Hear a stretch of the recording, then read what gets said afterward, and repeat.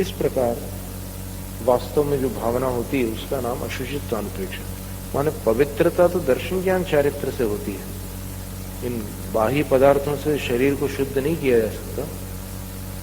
दर्शन ज्ञान चारित्र से आत्मा तो शुद्ध होती है, शरीर भी परम औदारिक हो जाता है।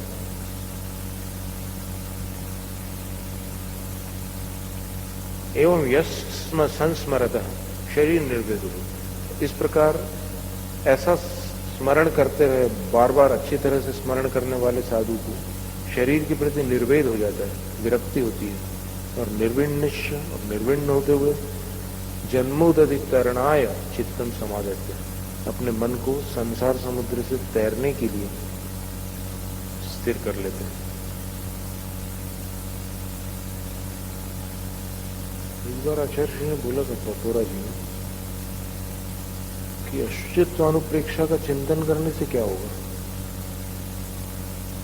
यही विचार आएगा कि आत्म स्वभाव को जो जानने वाले साधु हैं उनके मन में ये भाव आएगा कि कहाँ तो इतना पवित्र आत्म स्वभाव और कहाँ इतना अपवित्र शरीर। माने अति पवित्र और अति अपवित्र, इनका जोड़ा कैसे बना है, ये कैसे साथ में है।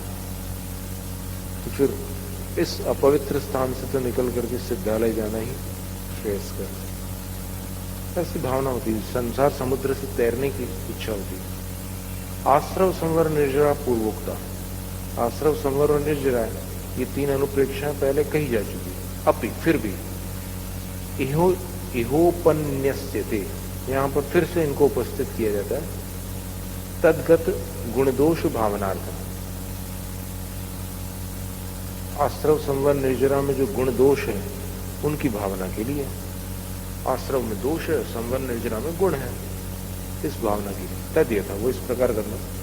आश्रवा इहामुत्ता अपाय युक्ता, आश्रव इस जन्म में और अगले जन्म में अपाय युक्ता, संकट से युक्त है।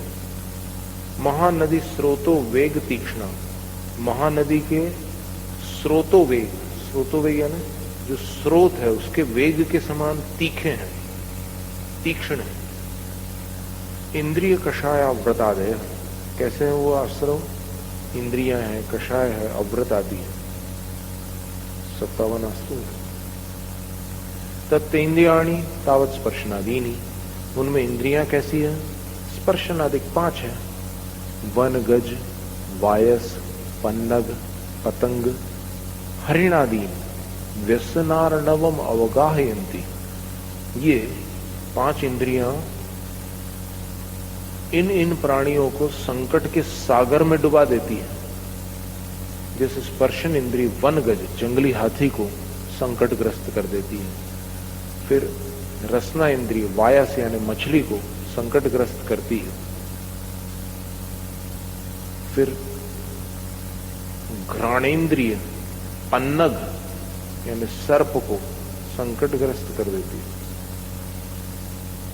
पन्नग वायस का अर्थ कौवा होता है।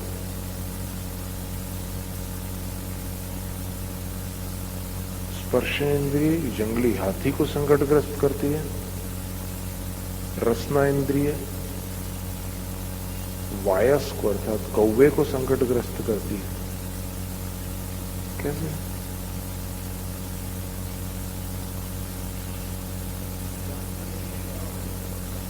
नहीं, क्रम से ही होगा। फिर सर्प, सर्प को घ्राणेन्द्रिय संकटग्रस्त करती है, और पतंग को चक्षुर इंद्रिय संकटग्रस्त करती है, और हरिण आदि को कर्णेन्द्रिय। ये तो बिल्कुल ठीक बैठ रहा है। पहला, चौथा और 5वां ये तो एकदम फिट है।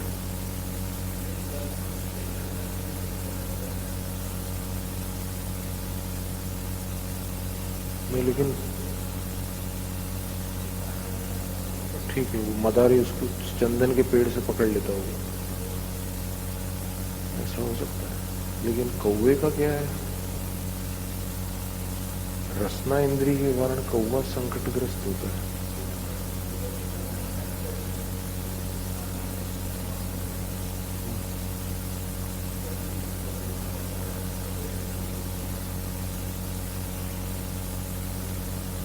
So,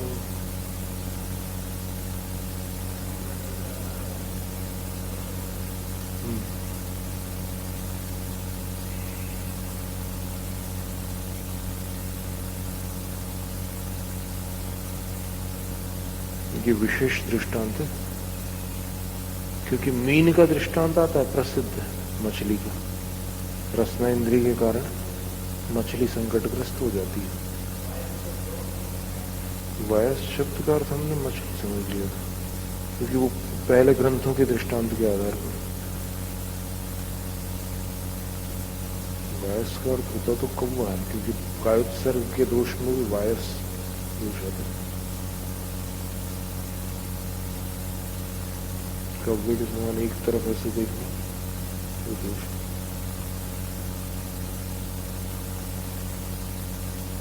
तथा इसी प्रकार कषायादयोपि इह, कषाय आदि भी इस जन्म में वध बंधाप यशः परिक्लेशादीन जनयन्ति। वध यानी मारपीट, बंध यानी जेल आदि, और अपयश और परिक्लेश आदि उत्पन्न करते हैं।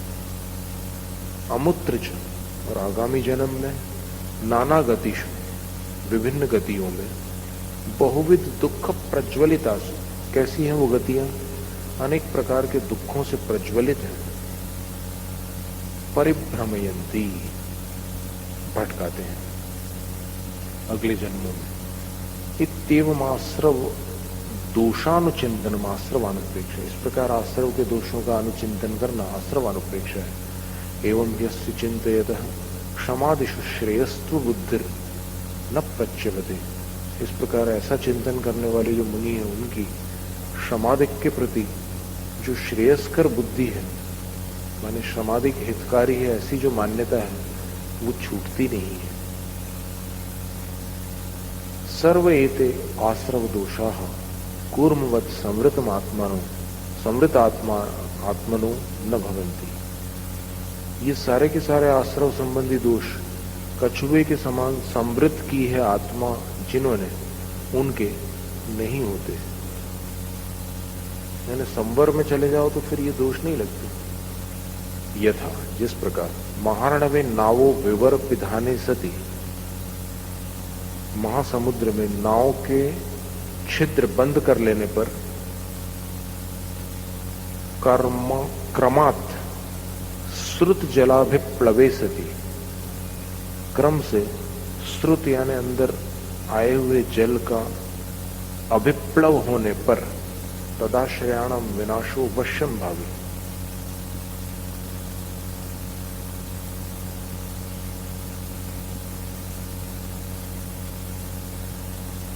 विवर पिधाने सती, तो वही हम सोच रहे थे, टिप्पण में जो दिया ना वो सही लग रहा है। विवरा पिधाने सती, छिद्र बंद हो जाएगा तो फिर पानी कहां से आएगा? तो नीचे जो टिप्पण में पाठ है ना कि छिद्र बंद न होने पर नाव में पानी भर आता है, और पानी भरने से जो नाव में बैठने वाले आश्रित जन हैं उनका विनाश अवश्यम भावी होता है, पानी में डूब जाते हैं। और छिद्र पिधाने से, और छिद्र ढक जाने पर, बंद हो जाने पर निरुपद्रवम अभिलषित देशांतर प्रापणम, बिना किसी उपद्रव के अभीष्ट स्थानांतर को प्राप्त हो जाते हैं। तथा उसी प्रकार कर्मागमत द्वार संवरणे सती, कर्मों के आगमन द्वार का संवरण हो जाने पर नास्ति श्रेय प्रतिबंध, अपने आत्म कल्याण में कोई प्रतिबंध अवरोध नहीं है। इति संवर गुणानुचिंतनम संवर अनुप्रेक्षा, इस प्रकार संवर के गुणों का बारंबार चिंतन करना संवर अनुप्रेक्षा है। एवं यस्य चिंतयत, इस प्रकार ऐसा चिंतन करने वाले मुनि के संवरे नित्योद्युक्तता भवति, संवर में सदैव सावधानी रहती है। ततश्च, और उसके कारण निश्रेयस पद प्राप्ति रहती, मोक्ष पद की प्राप्ति हो जाती है। निर्जरा वेदना विपाक इति उच्यते इत्युक्तम, निर्जरा किसको कहा? वेदना के विपाक को। यानी वेदना रूप विपाक को, यानी कर्मों के फल को भोग करके उसको पका देना। वेदना विपाक का नाम निर्जरा है। इत्युक्तम सात वेदा वो दो प्रकार की, अबुद्धिपूर्वक कुशल मूला चेती, जो अबुद्धिपूर्वक हो रही है, अथवा दूसरी कुशल मूला चेती।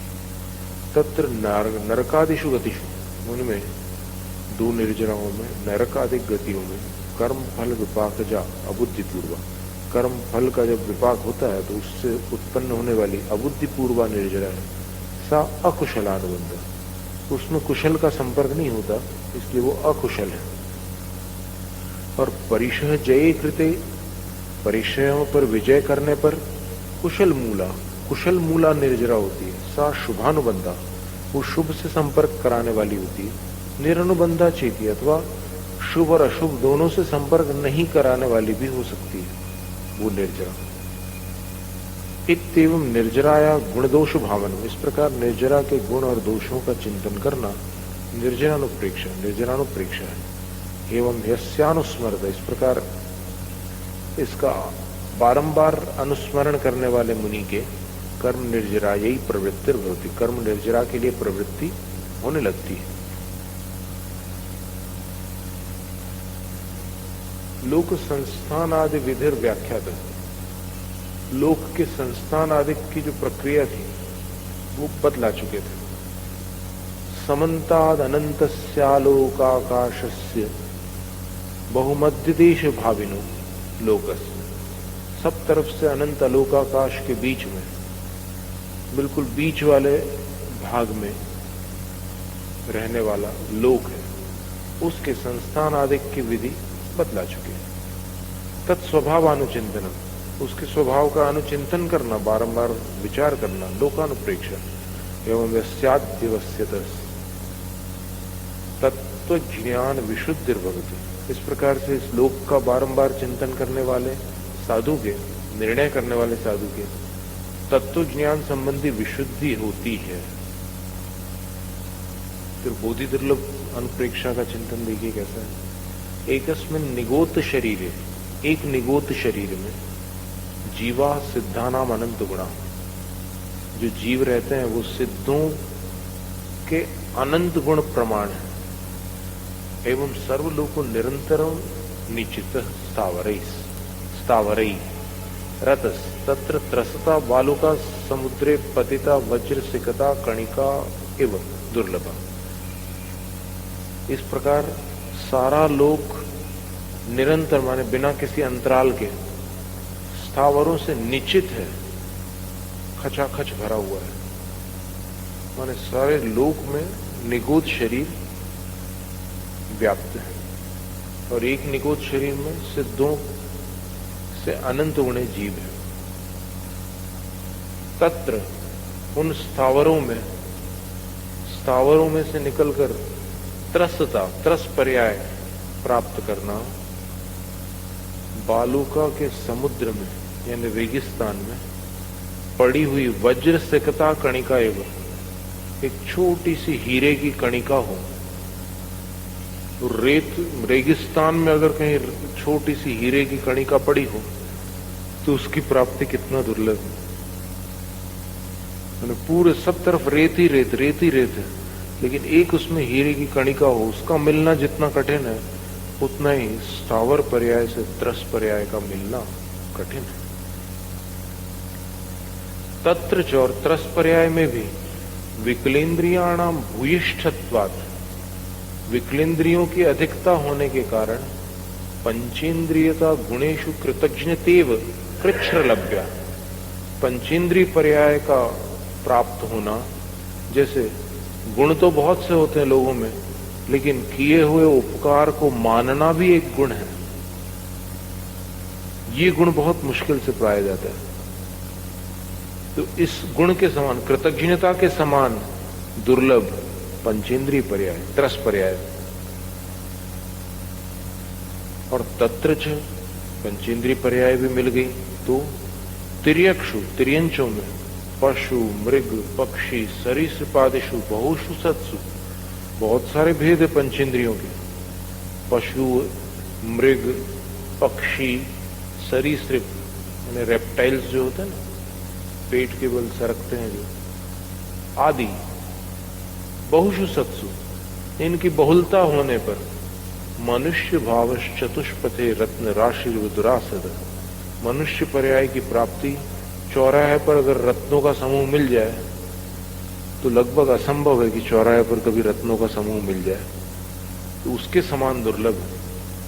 तत्प्रत्यवे च पुनस्तत्दुत्पत्तिर, मनुष्य पर्याय छूट जाने पर फिर से उसमें उत्पत्ति होना, दग्ध तरु पुद्गल तद्भावोपपत्तिवत दुर्लभा, जले हुए पीपल के पेड़ के उन्हीं परमाणुओं से वापस वैसा ही पीपल का पेड़ बन जाए, वो कितना मुश्किल है। वैसे मनुष्य पर्याय खोकर वापस मनुष्य पर्याय को प्राप्त करना उतना ही कठिन है। निश्चित है, तो अनुप्रेक्षा का अर्थ ही अनु, पुनः पुनः। तल लाभे च, फिर मनुष्य पर्याय का लाभ हो भी जाए तो देश कुलेन्द्रिय संपन्नी संपत्त निरोगत्व निरोगत्वान्नी उत्तरोत्तर तो अति दुर्लभानी, बोले कि उसमें अच्छा देश मिलना मनुष्य पर्याय में वो भी दुर्लभ है, फिर अच्छे देश में अच्छा कुल मिल जाना और दुर्लभ है, अच्छे कुल में इंद्रियों की संपत्ति प्राप्त होना वो और दुर्लभ है, अथवा इंद्रियां पूरी होकर के संपत्ति प्राप्त होना, धनवान होना, ये और दुर्लभ है, फिर निरोगता होना और दुर्लभ है। ये सब अधिक अधिक दुर्लभ है। दुर्लभ यानी कठिनाई से प्राप्त होने योग्य। सर्वेष्वपि तेषु लब्धेषु, इन सब की उपलब्धि हो जाने पर भी सद्धर्म प्रतिलंबो यदि न स्यात्, अगर सच्चे धर्म का लाभ न हो तो व्यर्थम जन्म, तो जीवन बेकार है, व्यर्थ है। किसके समान? वदन में दृष्टि विकलम, चेहरा बहुत सुंदर है लेकिन आंखें नहीं है, उसके समान। आंखों से रहित, नेत्रों से रहित मुखमंडल के समान। तमेवं कृच्छ्र लभ्यम धर्मम अवाप्य, इस प्रकार उस कठिनाई से प्राप्त करने योग्य धर्म को पाकर विषय सुखे रंजनम, फिर विषय सुख में राग करना, भस्मार्थम चंदन दहन में विफलम, बोले कि राख नहीं मिल रही है तो बर्तन मांजने के लिए कहां से कुछ राख तो लाना पड़ेगी, तो चंदन का एक टुकड़ा पड़ा था उसको जला दिया, अब मांज लो बर्तन, बोलो। तो ऐसा विफल मतलब मूर्खतापूर्ण प्रयास है। यानी धर्म को प्राप्त करके भी विषय सुखों में प्रीति करना ऐसा ज्ञानपूर्ण कार्य है।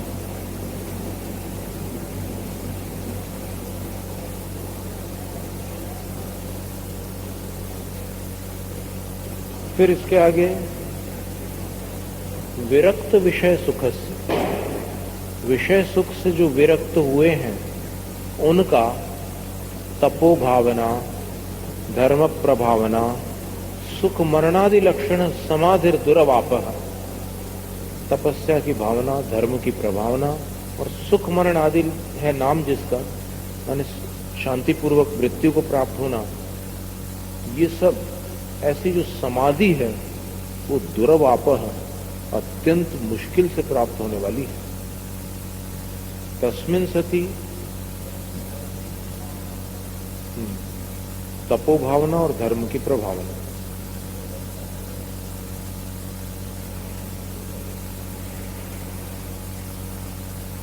जो संसार सुख से विरक्त हो गए हैं, उनमें तप की भावना, उनमें धर्म की प्रभावना और उनमें सुखपूर्वक मृत्यु को प्राप्त होना आदि है लक्षण जिसका, ऐसी समाधि दुरवापः, बहुत कठिन है। यानी विरक्त होने पर भी इनकी प्राप्ति और दुर्लभ है। तस्मिन् सति बोधि लाभ फलवान, अगर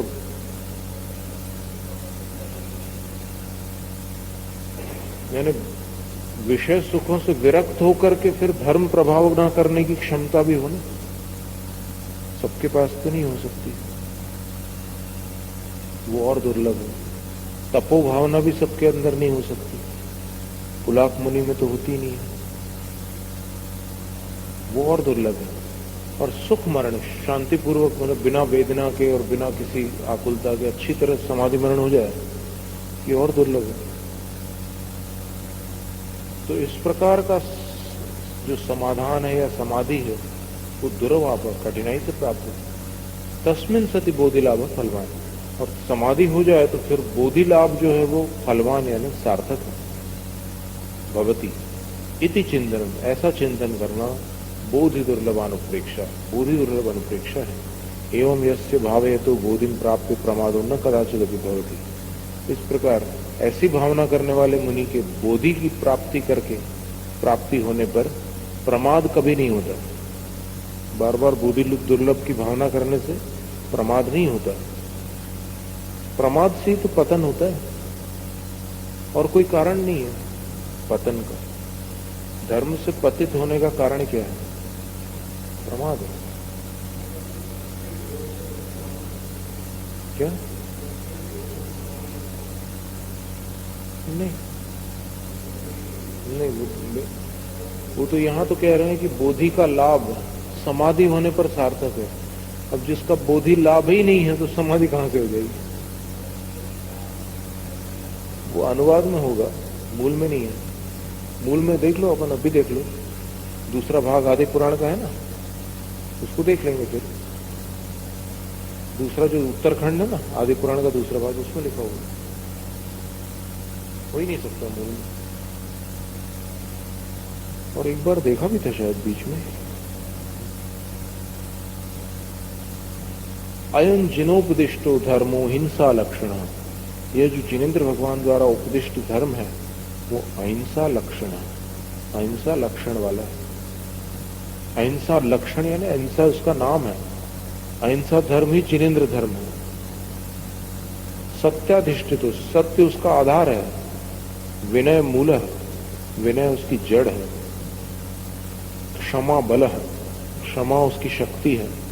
ब्रह्मचर्य गुप्ता, ब्रह्मचर्य उसकी बाड़ी है, यानी सुरक्षा।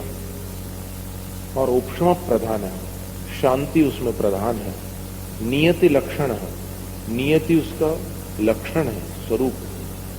यानी ये जो धर्म है इसमें नितराम यमनम नियति ही, यमनम यति ही। यमन का अर्थ होता है संयम और नियति का अर्थ होता है खूब अच्छी तरह से संयम रखना, वही उसका लक्षण है। निष्परिग्रहतालंबन है, और निष्परिग्रह पना ही उसका आलंबन, आधार, सहारा है।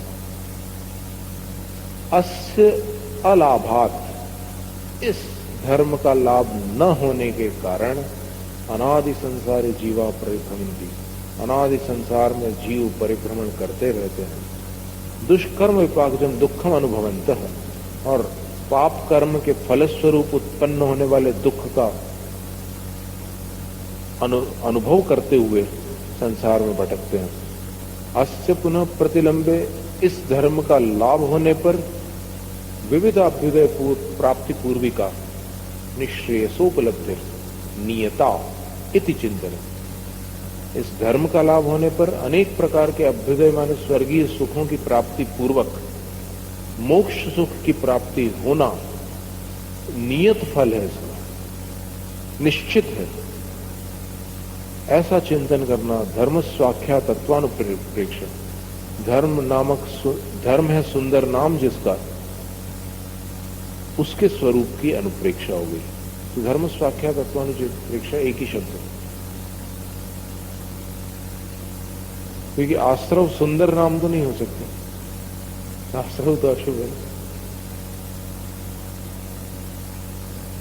संसार भी कोई अच्छी चीज नहीं है, इसलिए धर्म के साथ ही स्वाख्या लगाया, तो वो अनुप्रेक्षा हो गई। एवं यस्य चिंतये तो धर्मानुरागात सदा प्रतियत्न भवति। इस प्रकार ऐसा धर्म का स्वरूप चिंतन करने वाले मुनि का धर्मानुराग होने के कारण सदा प्रतियत्न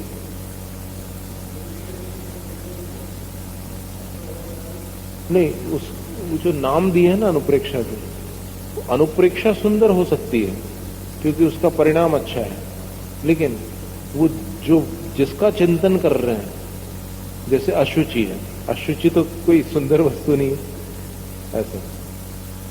तो धर्म के प्रति अनुराग होने के कारण सदा प्रतियत्न बरतती, हमेशा सावधानी बरतती है। नियति लक्षण, नियति, नियति का अर्थ क्या? संयम। नित्राम यति, यानी यति यमनम यति, संयम।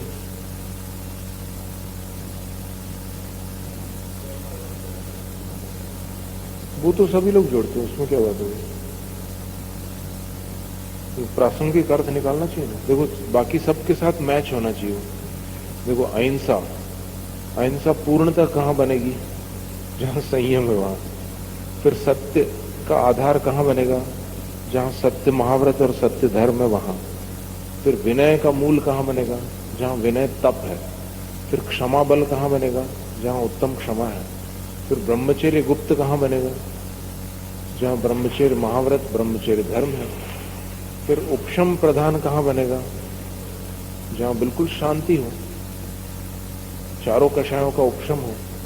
फिर नियति लक्षण और निष्परिग्रहता, उसके आगे और भी पुष्टि हो रही है उसकी। निष्परिग्रह अवस्था वाली कौन सी नियति है? वही संयम। बिल्कुल सब समझ आते। कितने हो गए? 1 2 3 4 5 6 7 8 8 बातें बताइए। वो तो सब समझ गए ना। उपशम में तो बहुत कुछ आ गया। उत्तम आर्जव वगैरह सब उपशम में आ जाते। एवं अनित्यत्वादि अनुप्रेक्षा सन्निधान है। इस प्रकार अनित्यत्वादि अनुप्रेक्षाओं के सन्निधान में उत्तम क्षमादि धारणात्, उत्तम क्षमादि को धारण करने से महान संवर होती, बहुत बड़ा संवर होता है। मध्य अनुप्रेक्षा वचन उभयार्थम। अनुप्रेक्षा धर्म और परिशय जो है, इन दोनों के बीच में रखी गई। ठीक है ना? सूत्र में क्या कहा? सगुप्ति समिति धर्मानुप्रेक्षा परिशय। धर्म और अनुप्रेक्षा फिर परिशय। अनुप्रेक्षा धर्म और परिशय के बीच में आ गई ना। क्यों? तो बोले उभयार्थम, धर्म को भी लाभ पहुंचाती है अनुप्रेक्षा, परिशय में भी सहायक होती। अनुप्रेक्षा ही भावयन, अनुप्रेक्षा की ही भावना करता हुआ उत्तम क्षमादीश प्रतिपालयति, उत्तम क्षमादि का प्रतिपालन कर पाता है। परिशयांश जीतुम उत्साहते, परिशयों को जीतने के लिए उत्साहित होता है अनुप्रेक्षा की भावना करने वाले। के पुनस्ते परिशा किमर्थम वा ते संयंते इति इदम आह।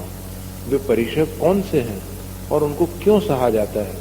इसलिए यह सूत्र कह रहे हैं मार्गाच्यवन निर्जरार्थम परिशोढव्याह परिशहा।